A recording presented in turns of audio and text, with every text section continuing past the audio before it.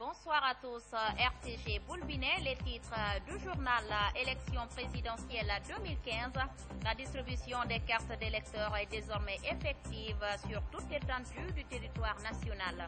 Les citoyens se mobilisent pour entrer en possession de leurs cartes. Les échos, c'est dans ce journal. Et puis, préserver les populations contre les violations des droits de l'homme en cette période électorale est le souci majeur du ministère en charge des libertés publiques. Une formation vient d'être lancée à cette occasion. Enfin, renforcer la gestion de la logistique acquise dans la riposte à Ebola est l'objectif de l'ONG West Africa Democracy Radio qui vient d'offrir des ordinateurs et enregistreurs aux journalistes des radios communautaires. C'est tout pour les titres. Dans un instant, les détails.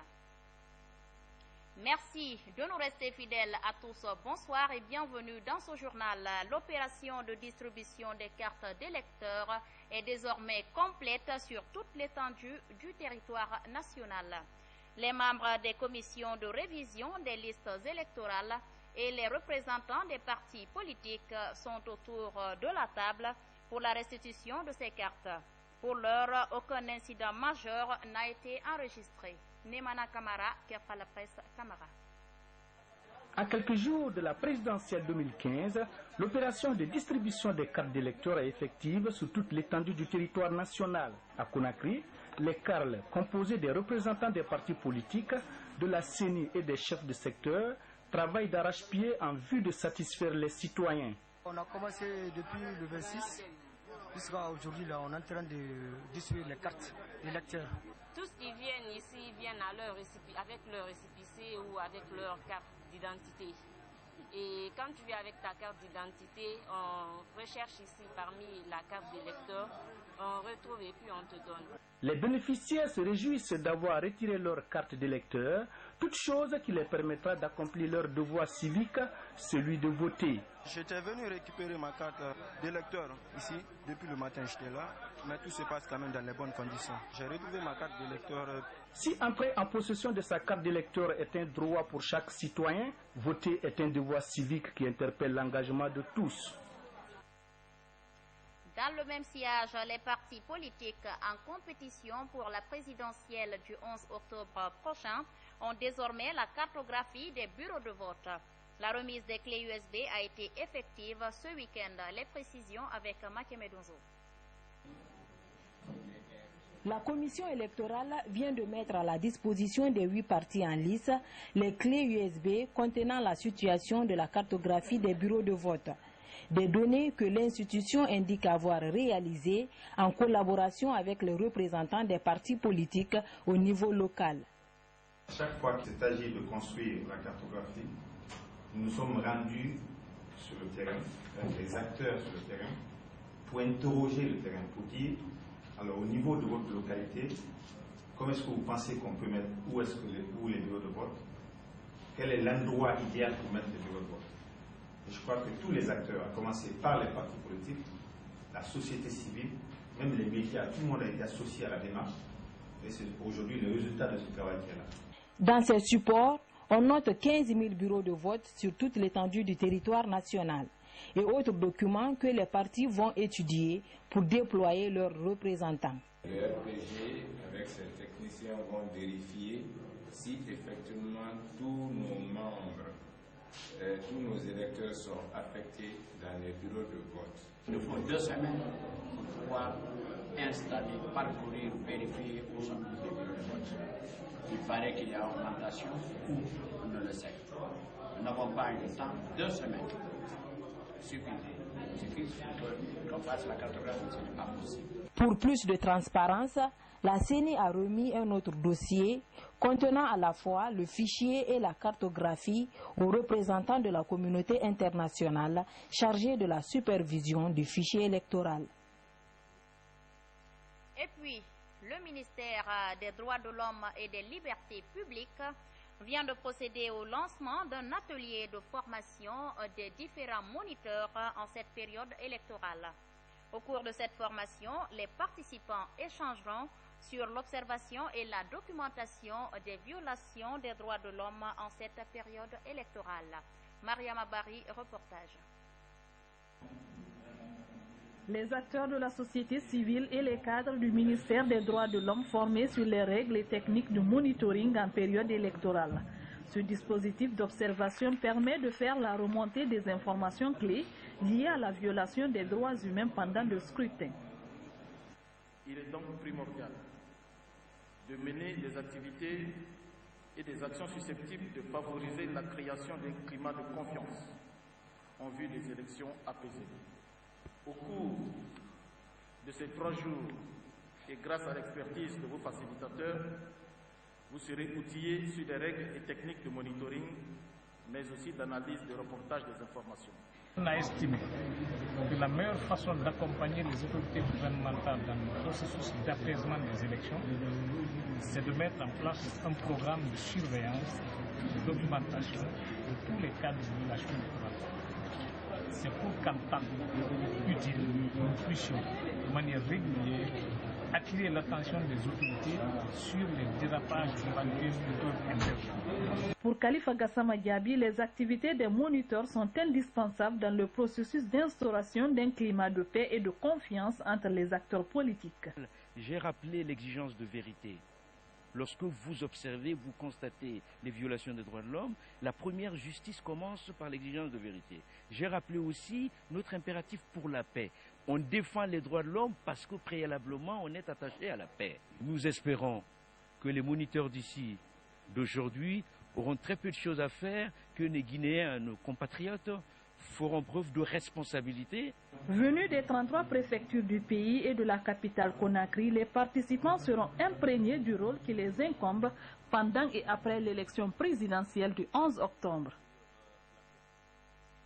2 jours de formation des ordinateurs et des enregistreurs, c'est ce que la West Africa Democracy Radio vient d'octroyer aux journalistes des radios communautaires. Cette action intervient à un moment où l'épidémie d'Ebola dans la sous-région Mano est mise hors d'état de nuire. L'objectif est de renforcer la gestion de la logistique acquise dans la riposte à Ebola. Les détails avec Amadou Touré. Après Freetown et Morovia, la West Africa Democracy Radio organise 2 jours de formation des journalistes des radios partenaires de la WARD sur le traitement des informations sur Ebola. L'initiative intervient pendant que la sous-région Mano s'achemine vers la fin de l'épidémie. Et c'est en ce moment que l'ONG s'intéresse à la gestion des dons faits dans le cadre de la riposte à Ebola dans son volet bonne gouvernance. C'est maintenant qu'il faut travailler sur des thématiques un peu marginalisées. La question des femmes, la question des enfants, la question de la sécurité alimentaire. Il est temps maintenant qu'on essaie de voir comment les systèmes de santé ont été gouvernés, pourquoi on en est arrivé là. Il y avait un problème et tout le monde le reconnaît. La Guinée a la particularité que les autorités sont très lucides dans l'approche et même dans la reconnaissance des faiblesses qui ont causé ce drame. Des ordinateurs et des enregistreurs ont été offerts par la West African Democracy Radio en collaboration avec Osfam. Objectif, renforcer la capacité des personnels des radios communautaires. C'est des équipements, à notre avis, complémentaires de ce que nous avons. Donc on fera tout possible pour utiliser ces équipements à l'endroit au niveau de lutte contre Ebola. Au niveau de la riposte contre Ebola, même s'il reste encore un seul malade, et même s'il reste encore ne fût-ce qu'un cas suspect, il y a toujours à renforcer que la WADR et l'Oxfam organisent cet atelier pour les hommes de médias qui sont censés sensibiliser la population. Je trouve que vraiment c'est venu à point nommé. La West Africa Democracy Radio est une station radio transterritoriale sous-régionale basée à Dakar. Elle a été lancée en 2005. Le barrage hydroélectrique de Kaleta a été inauguré hier lundi 28 septembre. À Kaloum, la population a profité de cette occasion pour organiser une rencontre d'information et de sensibilisation sur l'importance d'une telle initiative. La cérémonie a été présidée par la présidente de la délégation de la commune de Kaloum. Ibrahima Sori Blaki Touré était de la partie, il nous raconte.